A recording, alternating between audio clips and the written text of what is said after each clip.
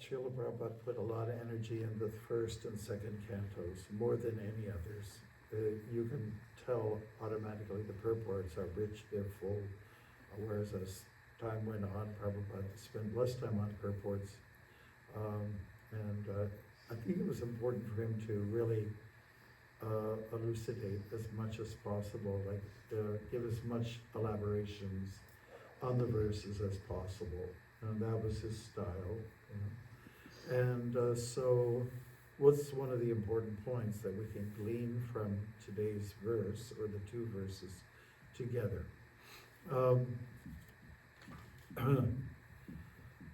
First of all, the word intelligence comes up here.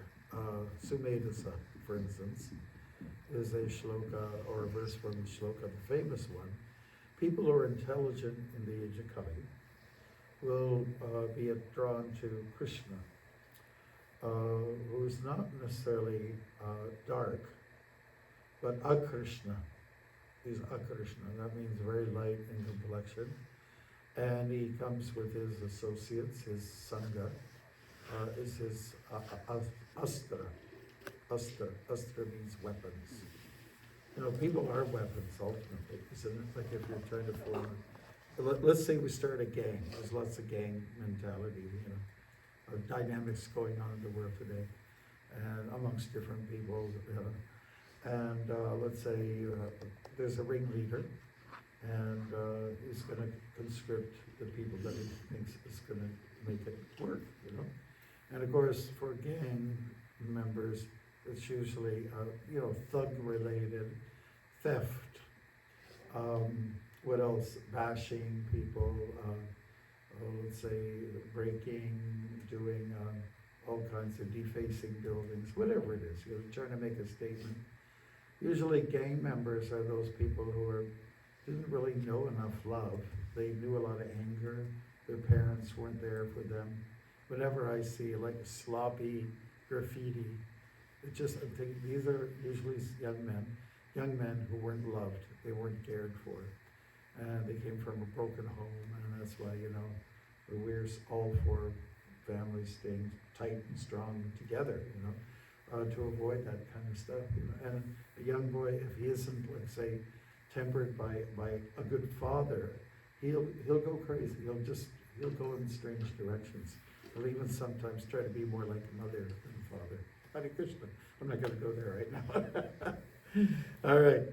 So intelligent people are known in the age of Kali to participate in the sangha of other good people, pure devotees, as we say, and that will be their weapons, and they will engage in song, dance. Sankirtan is the term. Kirtan means glorification of Krishna. It's a word that appears in the 9th chapter of Bhagavad Gita, Satatam Kirtayantamam Yutam Krishna Drida Vrata. So Kirtan is executed by great devotees, Mahatmas in fact, and that's what they do. When we use the word Sankirtan, Sam comes from a Sanskrit word samyak, which means whole, complete, together, like again an army coming together, or a bunch of gangsters coming together to make some noise. And so that's what people do in Kali Yuga who are a little bit smart. And they will follow Vishnu or Krishna, who is not necessarily showing off or exhibiting his software and hardware. What is the hardware and software of Vishnu? Okay, so you got the lotus. Okay, that's software. You got the sangha, which is software. The hardware is and the club. Chakra and the gada. And so that's when these weapons are released by the Lord against antagonists. But people who are intelligent, they will be forward too. They can be aggressive, but not physically aggressive. Their aggression is on a different level. Their aggression will be more with the use of rationale power. Okay, just like when I walked across America in 2015, I was in Toledo, Ohio, and I was walking over a bridge that arched over the interstate highway. So the traffic is, going back this way and that way, north, south, I guess. And I was walking, and I was at one end, and the other end, there were two African-American chaps that they were walking towards me. And they, one of them was holding a popcorn bag, and the other was eating, So they came close to me, and they were very intrigued, especially the guy eating the popcorn. He said, "Hey man, are you a monk?" And I said, "Well, yes, I am. Can you teach us how to fat? How to do martial arts, right?" They said, "Well, in our tradition, we teach, some of our members do martial arts, but we focus more on gentleness. We focus more on using your good brain power, being smart, using your smarts instead of your weapons, your fists." So I was saying, first, try to use rationale. And then if that fails, then you can use a weapon. So wisdom first, and if that fails, then weapon. One of the two W's. Start with wisdom. And Prabhupada used a term, it's a Latin term, argumentum ad baculum. When you argue with somebody, it's to try to appeal to their intelligence. But sometimes people don't want to be spoken to or sermoned at. And so they decide, I'm just going to resort to my emotions, and that's it. Emotions can be tempered by wisdom. So we should always be, before we get a little angry or violent or something like that, take a deep breath and just think a little bit first. What's the best course of action? In other words, don't be so impulsive. Don't be so impulsive. That never works. First of all, just go think, act very much in sattva guna. Sattva guna means to be thoughtful. It means to think very carefully and analytically about what you are going to say, what you're going to do. Take that deep breath again. And in the mode of passion, it's not like that. In the mode of passion, you just react.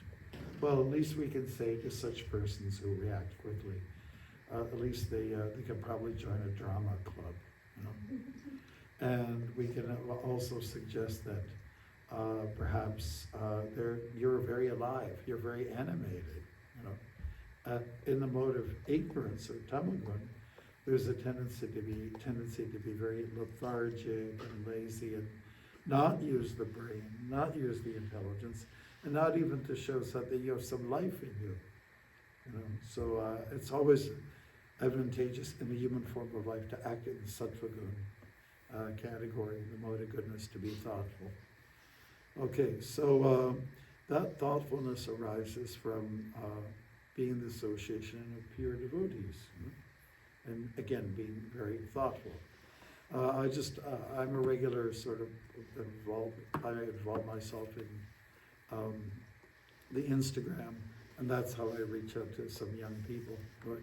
So the other day, it was snowing in Toronto when I was, and when the snow comes down like magic, like fluffy and dreamy, At that point, I just recorded myself, and I said, "Listen, I am Bhakti Marga Swami. I'm from up here in Canada. We're hearing about what's going on in Los Angeles with all the fires, wildfires. People are losing their homes, and the loss of lives and their pets and all this. And I have some feeling for them. So I'm offering my prayers. I'd like to summon you all to also offer prayers. And I'm going to do my prayers and mantras so that these people will be able to, get over this intense thing." So then, as a response, one person came in and said, "Well, I've been involved in the movement, and when such news comes out, oftentimes devotees will, let's say, reason like this. They'll say, well, these people had it coming to them. It's karmically what they deserve because they're the ones that are very much involved in illicit activities." We're talking about millionaires and billionaires and so on. So the attitude is, well, they got it coming to them. It's their karma. So you get that kind of a response sometimes for devotees, which is not very empathetic. It's very harmful and doesn't put us in a good light either. So I think we should be analyze everything also, before we quickly jump to some kind of conclusions, So jumping into conclusions can cause you to jump into the fires of hell, right? Into Kumbhaka, or those places where there's going to be like a fairly lengthy kind of suffering that goes on. Intelligent people will hear about the glories of the Lord. Now, a lot of people don't want to believe in the Lord these days. There's a lot of atheism. So what do we say about that? Okay, so just as COVID was calming down, there was a gentleman who was coming to the Toronto Temple. He was coming to Govinda, putting his orders in. And he said, do you mind if I could talk to you sometime? Yeah, okay. So the next day we arranged to meet in the park across the street from the temple. It's a nice place called Ramsden Park, Ram's Den, get it? And we sat by a nice blue spruce tree, and he just came out very openly. He said, I'm Jewish, and I am an atheist. I just want to let you know. And so I said, I won't hold that against you, no problem. But I would just like to offer something for you to think about. First of all, each and every one of us has our own identity. You are who you are. You're a player in this world, okay? But what is this world? It's much greater than what you are. There's you and everything else in existence. What is the greater fact in existence, you or everything else? So I just questioned him like that. I think I was doing an okay job. And he said, well, I think obviously everything else outside of me is greater than me. I said, okay, well, in traditions like ours, we analyze in that manner, and we feel that because I'm insignificant to the rest of existence, therefore I have a natural and organic obligation to lower myself and be in reverence to the greater picture. And that other greater outside of my existence, some people call God, some people say nature or the universe. And that's why a lot of people choose to believe in something and carry on in life, in appreciation of everything else. So anyways, being a lawyer, he didn't really sort of back down and say, yeah, I get it now. I surrender to you. No, it wasn't anything like that. It was more about, just listening, just being a lawyer, listening. So hearing of the glories of the Lord is what devotees do. I guess if you're an atheist, you can hear about the glories of others. It's easy to glorify other people. And especially those who succumb to the pushings of sense gratification. They may like something, like a nice fancy car. Somebody gets very lusty. Or that's for the guys. For a woman, it's a real nice dress. I really want to wear that dress. It looks so divine. All these kind of things, And it might be costly, but I think I really need to get it.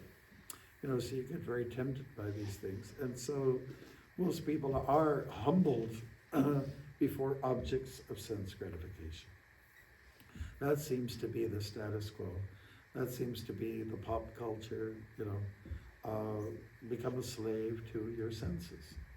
And then it takes some time to glorify those objects. People really talk about strange things out there. We are sometimes misfits, whether you're on the plane or, you see what people talk about. It's just, I'm glad I joined the Hare Krishna movement. I just can't get into it, And I have very loving, siblings. We all get along with each other. And every time there's a birthday, we get on the, Zoom call. And we, just kind of happy birthday, that person, talk about other things. The things they I'm glad I'm on the call and I could sort of bring everyone to some kind of sanity, because they'll talk, oh, our dog died. Or, My sister, she's got a gossipy person. In fact, in this poetry book, I wrote one poem, and it's called Loose Tongue Monster. And it's about gossip, right? So I told my sister, she's looked at some of my poems, and I said, Connie, I've got a book that I wrote about gossip. Oh, I love to gossip. I'd love to send me your poem about gossip. So, but she's a very nice person otherwise, but she maybe has a little bit of a weakness in that area. So instead of talking about things that are going to hurt people, let it be harmful to people, which is what gossip is. In fact, a lot of people are overtly hurting you physically, as people beat each other. So that it's not very nice, and it causes blood and pain on many different levels of injury. But then there's the other kind of offense, which is more covert.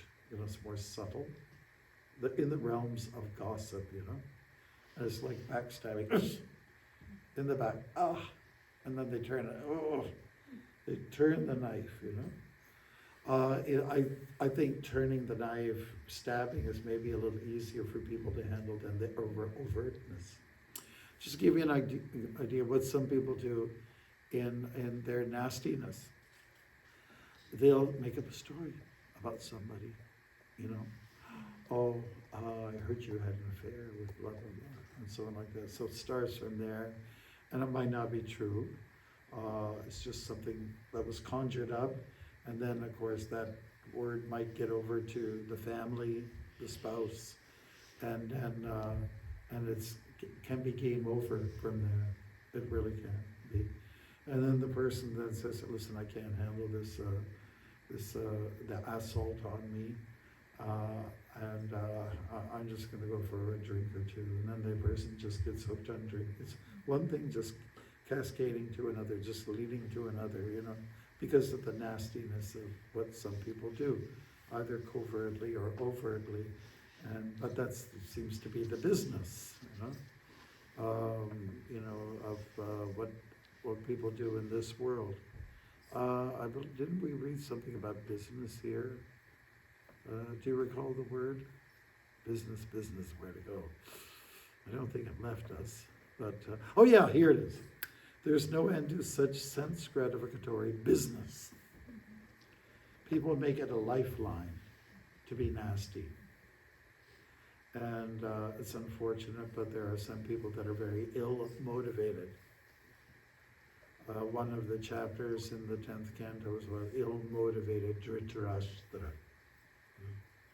And his problem was, the blind king, was that he showed this incredible favoritism and for his sons as opposed to his nephews. And that was kind of like the beginning of his downfall. He was kind of a weak character, very interesting. His other brother, Vidura, was giving some good counsel, and Dhritarashtra would say, yes, Vidura, you are right. And then his son would tug at him on the other side. Father, don't you understand? Don't you love me? Blah, blah, blah. And then he said, yes, you are right. You're right, Duryodhana. You are right, and you are right. So, I would say that shows weakness because you don't have a standard. And standards help people to, come up with making good decisions, because you have some benchmarks. And that way, everybody needs benchmarks in their life. Srila Prabhupada has given us nice benchmarks to work with, Don't gamble. Say, don't gamble, of course, and don't drink. Don't drink, don't take drugs, don't take narcotics, because these things, as we mentioned earlier, destroy people. They destroy families, communities, and so on like that. Even I heard the mafia, who's known for, being like gangsters, and they were losing their sons to drugs. There was a time before they could reason with their boys and, okay, we're on a project together. We're gonna get that money, or we're gonna kill this guy. But then, when someone gets so carried away in drugs, they cannot follow through with a project at all. And so there's a lot of destructiveness. Prabhupada's just saying, don't do things that are destructive. That's all. Well, and of course it's been proven meat eating is not good for you, and all this sexual activity which is promiscuous, it's just not, let's say, encouraged at all, because it will destroy. Why do things that will lead you to self-destruction? No, let us be rational thinkers. And so what is, on the other hand, what is going to, let's say, not hurt you, what is going to encourage you and enhance your joy, the joy of life? And so the answer is here in the Bhagavatam. And it's very consistent throughout that you hear about the Leelas of the Lord. And the Leelas of the Lord are all about learning and loving, and whereas opposed to the other things. And I don't know if you've noticed, there's so much hate in the world right now. So much. So many people angry, protesting, wars going on. And some or other, like terrorists proliferating. I think that what leaders really need to do is, I think their main mandate for Kali Yuga is just get after those terrorists, get after them and put them out of business, forever. And so that people will be able to live in peace and harmony and so on like that. So it's, even as a kid growing up, I see, even in our community a little bit, sometimes people go to strange directions. We have in Canada, that is a little segment of the Sikh community. They're the Khalistanis, and they're into violence, and they're not supported by the larger community, but it's going on. It's like a whole new era. Well, of course it's been going on for a few decades, but we don't need that. We don't need that. We need more of this kind of thing. Let's glorify those who are worthy of being glorified. Let's get some merits and not demerits. Let's, with God, Let's then mount good karma and not bad karma. That's one thing that always startles me, is that how is it that people cannot accept, the concept of karma? Like, when you do something that's self-centered, you usually get your just desserts. It just comes back to you like some boomerang. You throw the boomerang out, it goes out like this, it just comes right back at you. You put some aggression out there, it's going to come and get onto you. So I just kind of question, aren't people really that dull? They don't accept that karma will come to you if you're self-centered. There has to be much more of a promotion towards honesty, doing honest work, honest labor, honest business, all those kinds of things that are more in the Brahminical line, more in the line of sattva good, moda goodness, that needs to be encouraged. And we've got, like driving from Tampa yesterday up to here, there's schools all over the place, nice buildings, strong, built, good facility, but what's coming out of it? What is being taught? I think some of the most important things that mean a lot in people's lives is, let's say, how to make money, how to keep money, and how to get a relationship, and how to keep a relationship. Those are some of the most important things that mean a lot in people's lives, but it's not being taught.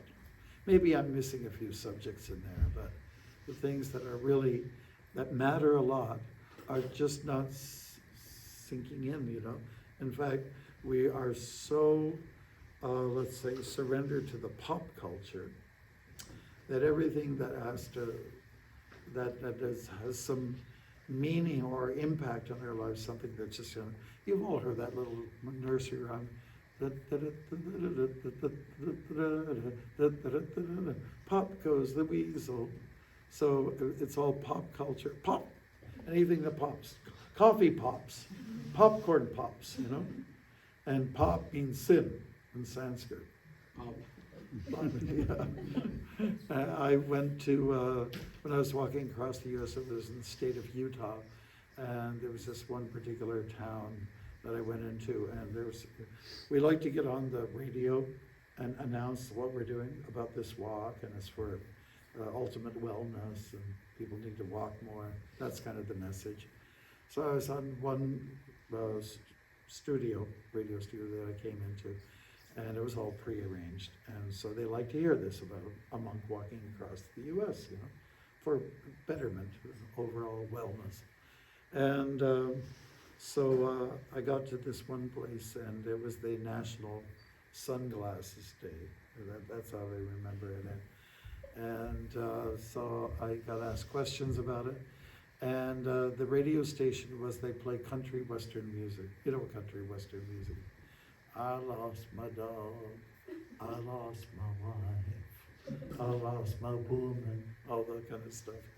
Like, it's not very, it's kind of shallow, And, so the interview went well, and then the next day, I was scheduled to be on another radio station in that same town.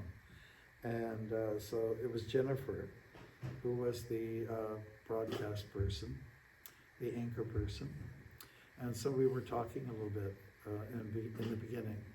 And I showed her Bhagavad Gita, said, and I says, this is the gift I'd like to offer you. So, I have that book.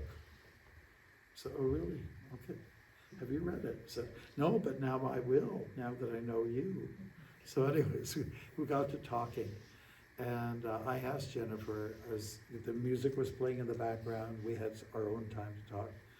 And I said, Jennifer, like, what kind of music do you play here? The other they play country rock. What kind of genre of music? And she said, oh, we play pop music. And I said, oh, well, pop in Sanskrit means sin. I said, oh, really? That's very interesting. I was, oh, Swami, put on the headphones. We're on the air. We're in there. Okay, so we've got somebody very interesting here at the studio today. And his name is, let me see if I can say it, Bhakti Marga Swami. He said, perfect, Jennifer. Okay, great. And that's in the Sanskrit language. And I said, yes, it is. And we were talking about the kind of music we play on air here, and that it's pop music. And then the Swami here saying in the Sanskrit language that pop means sin. And that's why we have the walking monk here, to deal with our sins. She kind of spun it around in a kind of fun way, And so that's what that's all about. Some or other we need to discourage sinful things and go for more wholesome lifestyle. I think, with the kind of political swings these days that are happening in the so-called developed world, devil up world. And so people are going right wing, which can be rigid and conservative and so on, and also very judgmental in certain kind of ways, because the society's been swinging the other way, like very too far to the right, too strange, too extreme, too eccentric and weird, So it just seems that our world doesn't know to stop in the middle. They just, the pendulum goes, and then it swings over here, and it swings over there. I said, can we just get it in the middle? Because the truth is in the middle. The Sattva Gun, analyzing things very carefully, taking that deep breath, is in the middle. So get in the middle, man. And that's really what the message is from the Bhagavatam, and is to not become a slave to these senses that are, and it's harming us all. And therefore, let us do what the Pandavas were doing. The big issue here is the Pandavas are being addressed, the sons of Kunti, that they had the good company. They had good a track record. So what's happening to a lot of our kids now, because people aren't having babies like they used to, and so they're kind of left alone, and they're left to be, subjected to, they're alienated from what is good, and they're listening to getting all the bad news. I came from a family, there were 6 of us kids, which is pretty big for these days. And I was the oldest kid, and I had a sister, Connie, the one that likes to gossip. That's an hour, she's a year and a half younger, and then a year and a half younger came a brother, Jerry, and then came Roseanne a year and a half later. And a year and a half later came 2 kids, boy and a girl, they're twins. So like we were not that far apart from each other. We kind of helped each other. So Dad was working either the factory or the chores, and but he was very super dad. He was really wonderful. My mother had some mental issues, so we didn't always see her around so much. But somehow or other we survived through each other. It was not so dependent on just the mom and the dad, right? So it's a system that works. Whenever I go to a wedding by devotees, I usually give a little message. They say, Maharaj, can you say a few words? Yes, I'll say a few words. Srimati so-and-so and Prabhuji here. May you have a happy marriage, happy life. And by the way, have lots of kids. Have as many kids as you can, because it's good. Let's say, what should they reinforce each other. So those old family values, I think they still apply. And of course, everyone has the excuses for not having lots of children. They're very expensive.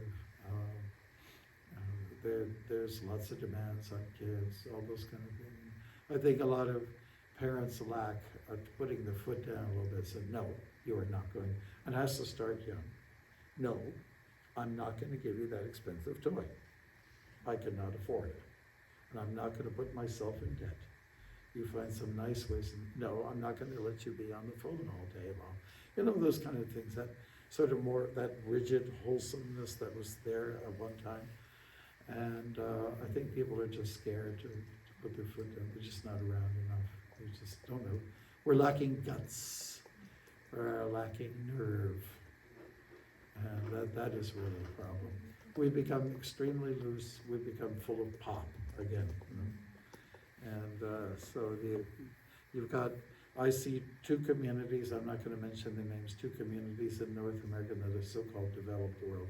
One that is extremely rigid to the point of what's very uncomfortable, and then another group that is very loosey-goosey. And these 2 communities they clash with each other. I wish they could look in the middle. I wish people could look in the middle. I wish we could do that. And Prabhu Purnachandra, just want to let you know, I am a Libran, so everything has to be in the middle. Everything has to be symmetricized, Yeah, we tried. Yeah. We talked about that last year. Like, to me, I see the donation box. It goes in the middle. Because it's important, The donation means service, right? Dane, it means to give. And the root word is Sanskrit, So I hope you don't mind. I was going to say. Please, we want. I was about to. That goes in the middle. Yes. Everything. We did a lot of nice things here yesterday. I mean, last year, a year ago. Made some adjustments. We put all those books in there. Yes. See, that is such a beautiful backdrop. That rock. It's rock. It's solid. It's beautiful. It's nature. And so you're very lucky to have that. Very lucky to have it. And congratulations to Tulsi. Usually they're out, but it's so too cold. So Yeah. No, I can understand. Anyways, I'm just, you got a pillar there, you need another pillar the other side. See that one with the cup? You need another one on the other side. Oh, yeah. Just symmetricize it. Okay. So anyways, that's where I'm coming from. Everything has to be even. Even what's here must be there. And it's just the way I think. That's my thought process. So let's get things in the middle. The truth lies there.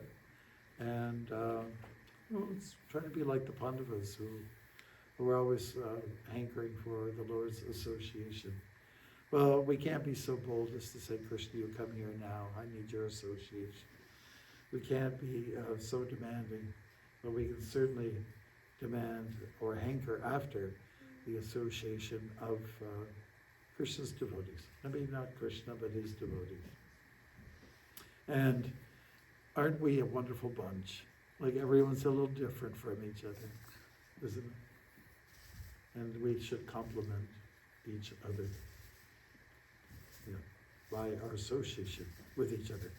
Those are some of the points we want to make. I like to stick to the time. It's 8 o'clock. I'm not sure what's happening, but is that okay? Yeah, yes. Is that Yes, what yes. schedule you want? 8 o'clock. Yeah. Okay, I like to stick to the, you know, what the clock says. We are now at a point where devotees can, you've had a chance to listen. If there's something you liked, you can repeat it if you wish. If there's something you didn't like, then we can meet you in the back alley, not a problem. Okay? And if there's something that's been, you know, a revelation has come out as a result of this beautiful purport and verse, please, now is the time to act. Is it raining outside? Not- Threatening to. Yes. Yeah. I wish we could send some of that over to LA. Where's West? Right. What you're doing is best. West, yeah, please, go to LA. Haribol. Okay, any points?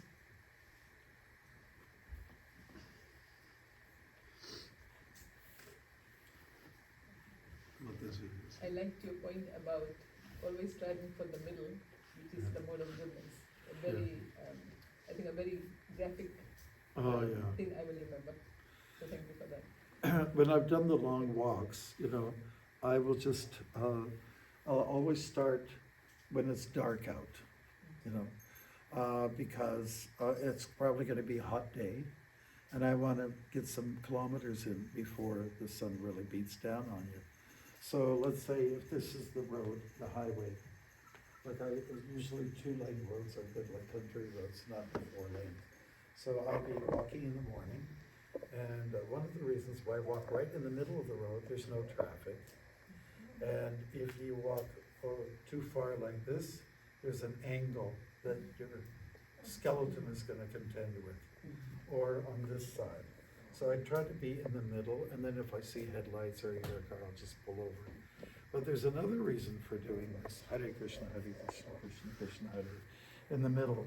If I go a little too far over on this side, well, there could be a creature coming out at you, you know, feeling that you're stalking them or something like that. Because in North America, we do have mountain lions, you know, we do have bears. Those are certain creatures, badgers, you know, usually not too much to worry. I think the mountain lions are the ones that I'm most concerned with. So if you're walking in the middle of the day, there's some clearance, you know, and or snakes could be another one, right? Yeah. So therefore, you're kind of in the clear, and when the sun finally comes up, then you can see a little bit better. But by being in the middle, you can see you're in a safer zone. That's what I found out. Otherwise, you can only know what's going on this side if you're on this edge, and then you're, let's say, ignorant of the other side of the road. So it's good to be in the middle, because in the middle, you're touching everything. Shivansh, right? Yeah. Don't be the Lord of destruction. All right. Yeah, thank you. So in the middle, that's where to go. Prabhupada's in the middle, right? Morning time, in the middle. It's comfortable to look like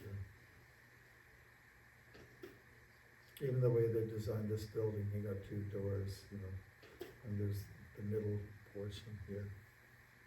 It's symmetricized, you know, all the windows, pretty much, yeah, exactly, perfectly. Perfectly. It makes it comfortable to be in a place like that. And we're built that way. When I look at Krishnamurti, I just see like one eye here, one eye there. One nostril here, one eye. Even Jarasan was made that way, symmetricized by the Lord's arrangement. Anything else, Bruce? Shivansh, do you have any questions? You want to try another 5? High 5? Let's see what happens. Beautiful. I can't see it. My eyesight is not very good. Bring it here. Oh, that is so nice. You did this. Whoa. That's like Jai. it is symmetrical, isn't it? Hare Krishna. Jai. Thank you. Shishi Koruni Jai Ki Jai. Hare Krishna.